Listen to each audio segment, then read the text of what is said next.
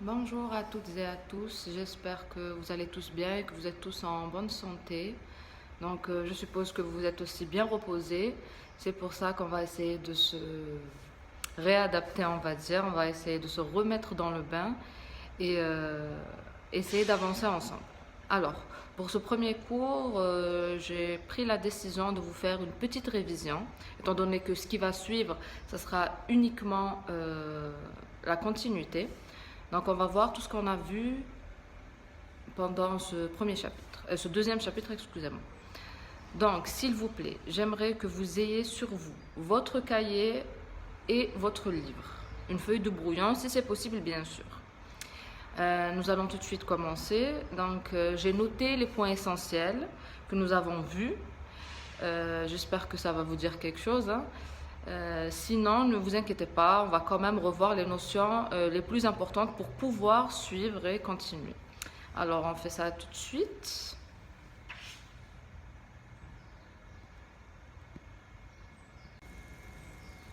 Alors, les points les plus essentiels, les voilà. En premier lieu, nous avons vu بعض القياسات. الكتلة الحجمية، الكثافة، حالات المادة، vous vous souvenez حالات المادة الثلاثة، خصائص كل حالة، الشروط العادية والشروط الغير العادية، النموذج الحبيبي، تغيرات حالة الجسم، انخفاض الكتلة وتغير الحجم أثناء هذا التغير في الحالة، الخلائط، النموذج الحبيبي للخلائط، وكيف نفصل بين مختلف مكونات الخلائط التي تحتوي على الماء. Très bien. Alors, nous allons commencer. En premier lieu, donc, c'était بعض القياسات.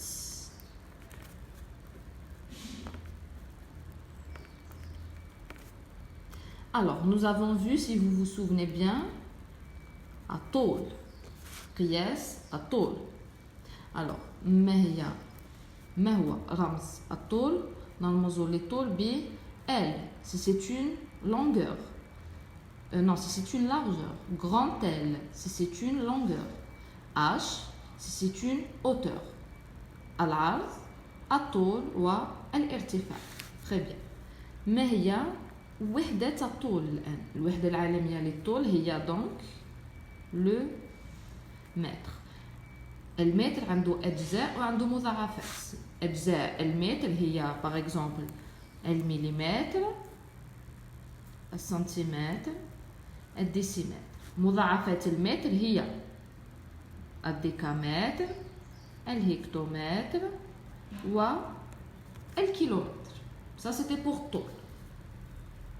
Nous avons vu ensuite, nous avons fait ensuite قياس الكتلة. ما هو رمز الكتلة إذن؟ نرمز الكتلة ب M. M comme masse. ما هي وحدة قياس الكتلة؟ هي الكيلوغرام. Ça, ce sont donc les notions de base que nous avons fait. Nous avons fait ensuite تعيين الحجم. لتعيين الحجم عندنا نوعين. تعيين حجم مادة سائلة وتعيين حجم مادة صلبة. Alors, نستعمل لتعيين حجم جسم سائل البيشر مثلا، البيشر، المدرج. Par contre, لقياس حجم جسم صلب، qu'est-ce qu'on va utiliser؟ عندنا نوعين من أجسام الصلبة. عندنا جسم صلب ما نسميه بجسم صلب منتظم، وعندي ما نسميه بجسم صلب غير منتظم. لتعيين حجم جسم صلب منتظم نستعمل ماذا؟ علاقة رياضية. On a vu donc, si vous prenez votre cahier, comme ceci, donc nous avons fait مختلف quelques exemples sur بعض الأشكال المنتظمة. مثلا متوازي المستطيلات V اللي هو حجم هذا المتوازي المستطيلات يساوي L fois L fois H. La longueur fois la largeur fois la hauteur. Nous avons fait aussi le مكعب. V est égal à L fois L fois L يعني L أس 3. nous avons fait الأسطوانة. ها هي الأسطوانة. لتعيين حجم الأسطوانة نستعمل العلاقة الرياضية التالية V est égal à pi fois R au carré fois H. Donc ça c'était pour تعيين حجم جسم صلب منتظم. وعندنا جسم صلب غير منتظم نستعمل ماذا؟ نستعمل ما نسميه بطريقة الغوص. مثلا عندي إناء فيه كمية من سائل أضع جسم صلب بداخله وألاحظ ماذا؟ أن حجم هذا السائل ازداد. لحساب حجم هذا الجسم الصلب الغير منتظم ما علينا إلا أن نطرح الحجم الأول من الحجم الثاني. الفرق بين الحجمين هو حجم الجسم الصلب الغير المنتظم. Parfait. Voilà, donc ça c'était pour جسم صلب غير منتظم. Nous avons vu donc aussi حجم السائل نستعمل donc j'ai dit comme je l'ai dit نستعمل بيشر أو أنبوب مخبري بشرط أن يكون bien sûr مدرج. Sinon si on n'a pas de graduation on ne peut pas lire. Donc si vous vous souvenez bien on doit poser l'œil في نفس الاستقامة كالسطح الحر. Voilà, donc ça c'était pour الحجم. J'ai oublié, excusez-moi, de préciser que رمز الحجم c'est quoi? Donc c'est V comme volume. ووحدته nous avons وحدتين. Nous avons الأولى اللي هي اللتر والوحدة الثانية اللي هي المتر المكعب. La correspondance elle est comme ceci. Nous savons que 1 litre ici correspond à quoi? À 1 décimètre et cube.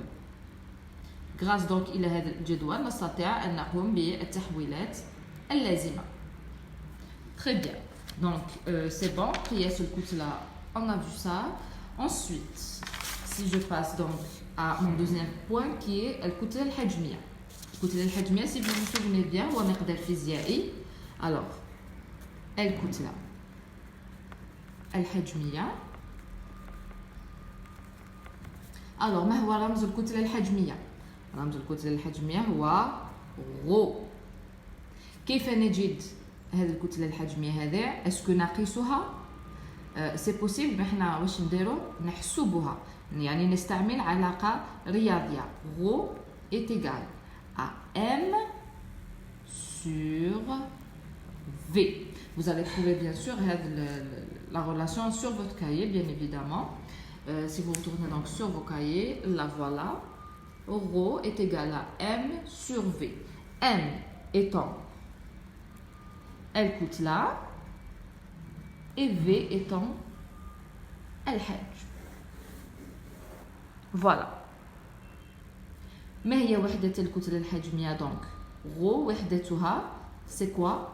C'est donc وحدة الكتلة par exemple le gramme sur وحدة الحجم اللي هو par exemple soit le litre soit on peut avoir gramme par centimètre cube. Ça dépend donc وحدة الكتلة تاعكم ووحدة الحجم. Très bien. On passe au point suivant qui est الكثافة. Alors الكثافة. Je vais noter ça.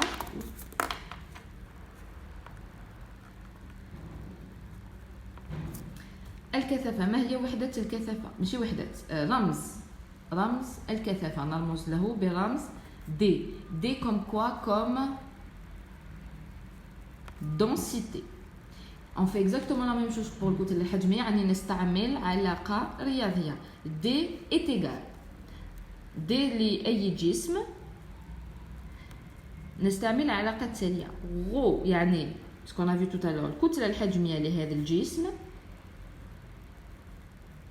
على غو للماء. يعني الكتلة الحجمية للماء. غو للماء دائما يعطى même ولا ما يعطاش. Vous devez quand même le connaître. C'est avec précision. C'est 0,80 18 grammes par centimètre cube. Alors ça, on vous le donne toujours. On n'a plus qu'à نطبقوا باستعمال سواء الآلة الحاسبة سواء كما تعرفوا توسعوا القسمة. Donc ça c'était pour الكثافة sans oublier ما هي وحدة الكثافة. donc الكثافة ما عندهاش وحدة بدون وحدة. Parfait. Donc ça c'était pour بعض القياسات. Si je reviens donc vers ma feuille, donc بعض القياسات الكتلة الحجمية الكثافة et maintenant حالات المادة. Très bien. Allez, on passe à حالات المادة.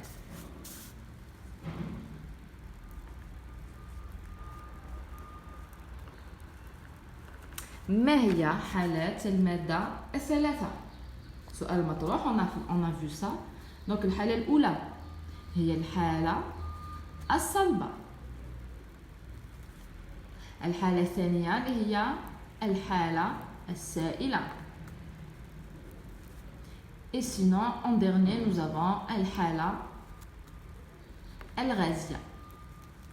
Si vous vous souvenez bien, nous avons vu dans un documentaire qu'on a vu en classe qu'on a un quatrième état de la matière qui est le plasma, qui ne se trouve pas sur Terre. Donc ça, on va le mettre de côté. Nous avons ces trois-là, الحالة الصلبة السائلة والغازية. كل حالة عندها خصائصها. Nous les avons vus en cours. 2 minutes. Je cherche. Voilà, parfait. Alors, voilà, خصائص المادة الصلبة. Si vous ouvrez vos cahiers, vous allez bien sûr les trouver. Je vous invite à les ouvrir. Alors, خصائص المادة الصلبة. على بالنا بلي المادة الصلبة on peut la toucher. Par exemple, cette table, je peux la toucher. Ce cahier, je peux le prendre. Donc, المادة الصلبة نستطيع أن نمسكها بأصابع الأيدي. Parfait. هذه الخاصية الأولى. الخاصية الثانية نستطيع أن نقيس أبعادها. Si je prends comme exemple cette table et que j'ai une règle, je peux mesurer الطول, العرض, etc. الخاصية الأخرى تكون غير قابلة للانضغاط. Par exemple, si je veux compresser cette table, est-ce que je peux la compresser sans la casser, bien sûr?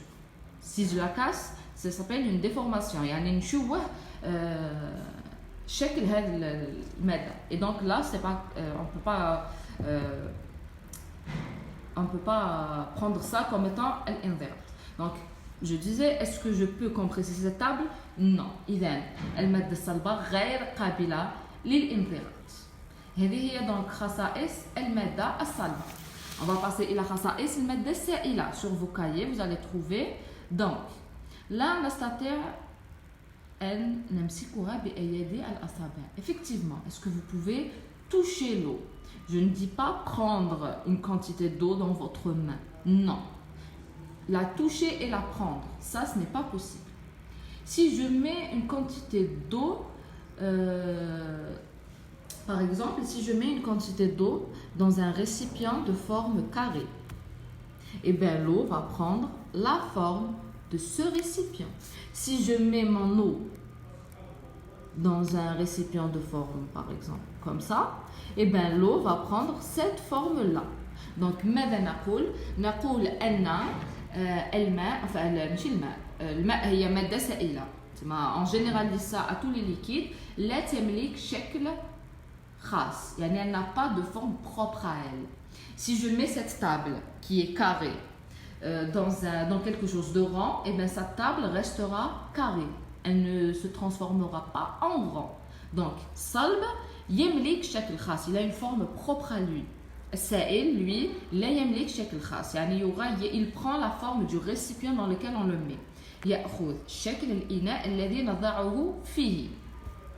الماء pardon, excusez-moi. Alors, السائل لا يمكن قياس أبعاده ou ليس قابل للانضغاط aussi. Je ne peux pas compresser quelque chose de liquide, ça va déborder de tous les côtés.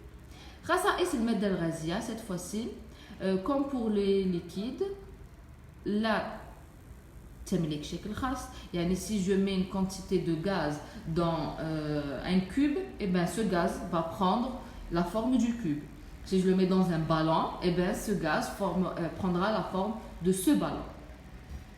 لا نستطيع أن نمسكه بأصابع اليد، لا نستطيع أن نقيس أبعاده. Par contre, contrairement إلى السائل، الغاز قابل للانضغاط. Par exemple, si j'ai un volume تاع أي غاز, je peux réduire ce volume. Parfait. Alors, عندنا sur notre cahier بعض الأمثلة. Je vous invite à essayer de les trouver vous-même. Allez, on va essayer ensemble. Alors, مادة صلبة. Exemple, donnez-moi des exemples de مادة صلبة. Moi, je dirais par exemple زجاج مادة صلبة.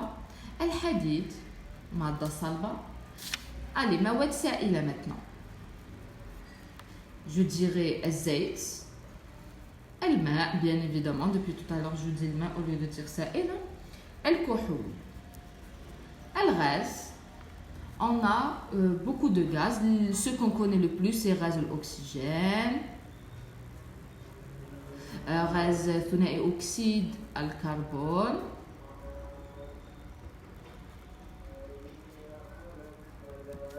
etc. Parfait. Alors, voilà. Donc ça, c'était pour حالات المادة. خصائص كل مادة كل حالة c'est bon. الشروط العادية. Qu'est-ce que c'est que الشروط العادية؟ عندنا ما نسميه بالشروط العادية. C'est-à-dire الشروط العادية. C'est quoi الشروط العادية هذو؟ عندنا شرطين اللي هو درجة الحرارة و الضغط. الشروط العادية c'est quoi? C'est donc les températures habituelles. Par exemple, درجة الحرارة العادية, elle est à peu près de 25 degrés Celsius. Ça, ce sont les conditions normales. الضغط, c'est bien sûr الضغط الجوي qui est de 1 bar.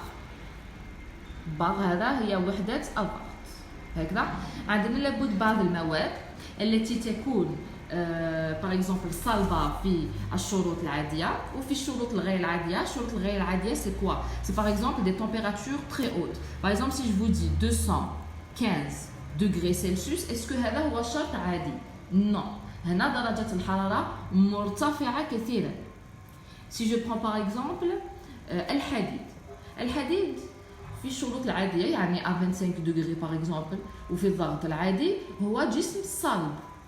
ولكن إذا أغير شروط وتكون درجة الحرارة عالية, ماذا qu'est-ce qui va se passer? Qu'est-ce qui va arriver au fer? Il va fondre. Et donc il va se transformer, il va passer de صلب إلى سائل. Donc si je vous dis par exemple الحديد المنصهر, et bien vous allez me dire il y a سائل. هو سائل, حديد منصهر سائل.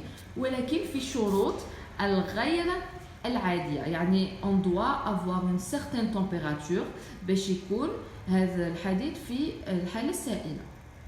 Alors donc ça c'était pour الشروط العادية والشروط الغير العادية. Ok, nous avons vu ensuite النموذج الحبيبي. المادة متكونة من ماذا؟ On s'est déjà posé la question en cours. المادة تتكون من ماذا؟ قلنا بلي المادة تتكون من ما نسميه حبيبات. Cette année, nous allons les appeler حبيبات. Plus tard, nous allons changer de nom et nous allons les appeler ذرات. En français, on les appelle les atomes. حبيبات هذه elles sont comment? Premièrement, كروية الشكل. On doit aussi savoir que بلي حبيبات كل مادة diffère. حبيبات المادة par exemple الحديد elle est à part, حبيبات زجاج à part, حبيبات الماء à part, etc. Mais par contre كل حبيبات الحديد elles sont toutes pareilles. Nous avons vu, si vous vous souvenez, en projection, en classe, ما هو عدد الحبيبات التي par exemple تملك ود تفاحة, si vous vous souvenez. Et on a constaté que c'était des chiffres extrêmement grands. Donc, je tiens à préciser que cool, tout ce qui se trouve sur Terre, que ce soit du gaz, que ce soit sa'il, que ce soit gaz, que ce soit nous, que ce soit notre univers, est composé de hubaybat. Alors, les hubaybat, bien sûr, elles ont une certaine façon de se positionner selon le madda. Hubaybat al-madda as-salba, par exemple, elles sont comment? Je vais essayer de les représenter ici. Bien sûr, les hubaybat doivent avoir exactement la même taille parce qu'elles sont identiques. Mais sinon, hubaybat al-madda as-salba hiya mutamassika. Elles sont rapprochées, elles sont presque collées les unes aux autres et surtout, elles n'ont pas de grands mouvements. Je vous invite à aller à la page 27 de votre livre scolaire. Allez-y, donc je vous laisse le temps d'ouvrir votre livre à la page 27. الوثيقة 8. J'ai ici donc la représentation de hubaybat al-madda as-salba. Mutamassika, vous voyez comment elles sont en ordre. Il n'y a pas beaucoup d'espace entre hubayba ou hubayba ukhra et surtout on n'a pas un grand mouvement. Là, à côté, j'ai hubaybat al-madda as-sa'ila. Alors, hubaybat al-madda as-sa'ila, comment elles sont? Mutaba'ida qalilan ou عندها aussi haraka. Nous avons vu une animation si vous vous en souvenez. Et là, on a hubaybat al-madda al-ghaziya qui sont, elles, éparpillées. C'est pour ça qu'on dit que al-ghaz, il prend tout l'espace qu'on lui donne. Donc, mutaba'ida, et surtout, elle bouge dans tous les sens à une certaine vitesse. Donc, ça, c'était hubaybat al-madda as-salba, as-sa'ila ou al-ghaziya. Très bien, on va revenir donc à notre feuille de route. Ah, attendez, excusez-moi. On revient à la page 28. Toujours le hubaybat, c'est le madda as-salba, sa'ila ou al-ghaziya. Exactement ce qu'on avait dit au début. Allez, on continue. Donc ça, c'était donc namudaj al-hubaybi. Ah, تغيرات حالات الجسم. Bon, on a commencé déjà à le dire, mais c'est pas grave. المادة تغير شكلها الفيزيائي. يعني, elle peut passer par exemple de salba vers sa'ila. De sa'ila vers salba. De salba vers ghazia. Ou de ghazia vers salba. De sa'ila ila ghazia. Ou de ghazia ila sa'ila. Comment est-ce que la matière peut changer d'état physique? كيفاش؟ المادة تقدر تغير حالتها الفيزيائية. Tout simplement en changeant ce qu'on a dit tout à l'heure, الشروط يعني درجة الحرارة والضغط. Donc العوامل التي تؤثر على تغير الحالة الفيزيائية للمادة هي درجة الحرارة والضغط. On va donc voir sur notre livre مختلف تغيرات. Très bien. Page 33 du livre scolaire. Vous les retrouverez aussi sur votre cahier. Alors, nous avons ici les noms de chaque transformation. كل تحول من صلب إلى سائل اسمه الانصهار. من سائل إلى غاز تبخر. من غاز إلى صلب تكاثف. On va dans le sens inverse. من سائل إلى صلب تجمد. من صلب إلى غاز تسامي. من غاز إلى سائل التكاثف. Tout à l'heure, je me suis trompée. Excusez-moi. من سائل إلى غاز c'est تبخر. Alors, vous les avez là. Vous vous posez peut-être la question pourquoi ces flèches-là sont en rouge et ceux-là sont en bleu. Tout simplement parce que باش يتحول من سائل إلى صلب Est-ce que درجة الحرارة لازم تزداد ولا تنخفض؟ من سائل إلى صلب يعني تجمد. Est-ce que درجة الحرارة تنخفض ولا ترتفع؟ automatiquement تنخفض درجة الحرارة. Pour la transformation من صلب إلى سائل, qu'est-ce qui doit se passer? لازم ترتفع درجة الحرارة. Donc voilà, vous allez le retrouver aussi sur votre cahier. C'est bon pour ça. Notre feuille de route, où est-elle? Là voilà. Donc تغيرات حالة المادة انحفاض الكتلة وتغير الحجم. Supposons que عندي جليد, un glaçon, قطعة من جليد هكذا. Je vais la mettre sur فوق ميزان. Je vais trouver que le gelid il pèse 20 grammes. Je vais donc la mettre sous le soleil par exemple. يعني ترتفع درجة الحرارة. Il va se transformer en quoi? En سائل. Vous êtes d'accord? Je la mets toujours, donc c'est toujours le même récipient. يعني وزن le récipient il ne change pas. Je vais trouver combien? 20 grammes. Et oui, la transformation garde la même كتلة. كتلة لا تتغير. لماذا الكتلة لا تتغير? On se pose la question.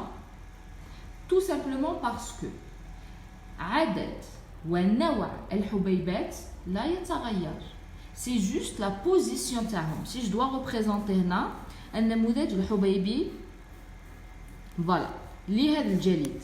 Donc حبيبات المادة تكون هكذا par exemple متماسكة. Si je compte, j'ai 1, 2, 3, 4, 5 et 6 حبيبات.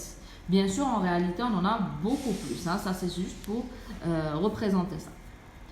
Si je dois le représenter حبيبات هذه المادة بعد الانصهار, donc هنا حدث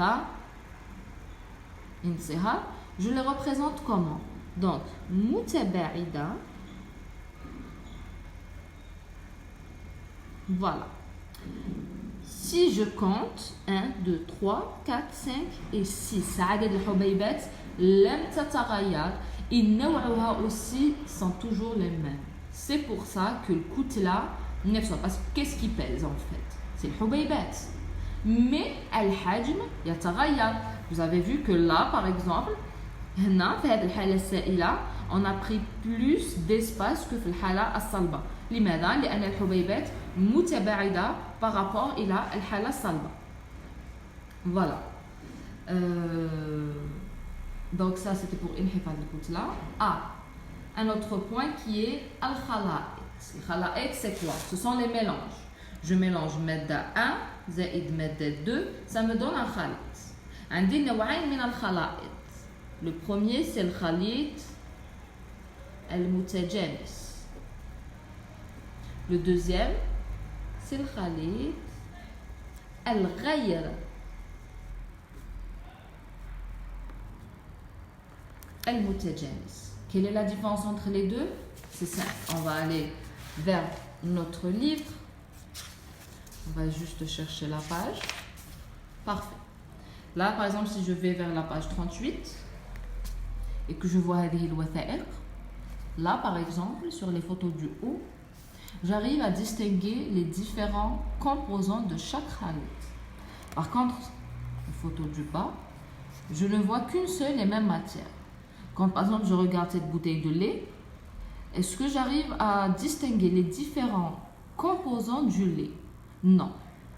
Donc هو خليط متجانس. لا أستطيع أن أميز بين مختلف مكوناته. Ici هو خليط غير متجانس. أستطيع أن أميز بين مختلف مكوناته. Alors, si je dois représenter النموذج الحبيبي, وعلاش في الخليط المتجانس je ne vois pas les composantes, في الخليط الغير متجانس je vois les composantes, tout simplement. Supposons, ça ce sont juste des box un peu, hein, des... Voilà. الوغ عندي جو نمثل حبيبات الماده هذه زائد هذه excusez-moi ça c'est une erreur de je n'ai pas fait la différence de couleur. Voilà, on va les mettre comme ça. في الخليط si je veux obtenir هنا خليط متجانس eh ben je garde toujours le même nombre, hein. Ça c'est 1, 2, 3, 4.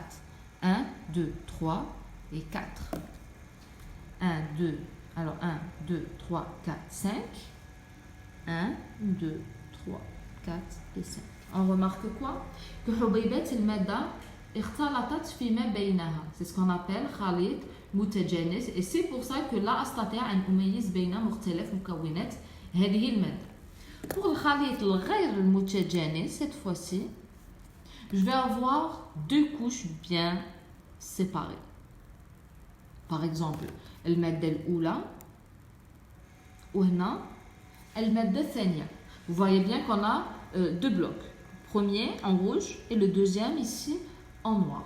هذا ما نسميه بخليط غير